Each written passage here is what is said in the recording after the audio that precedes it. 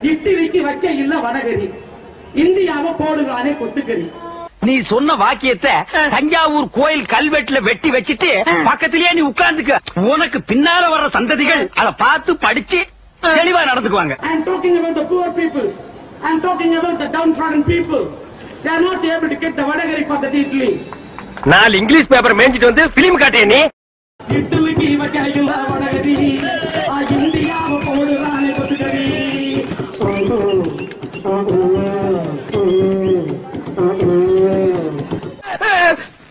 என்னடா கரடி கக்கூஸ் போன மாதிரி ஒரு சவுண்ட். இட்லிக்கு வைக்க இல்ல வடகரி, இந்தியாவை போடுவானே கொத்துக்கறி.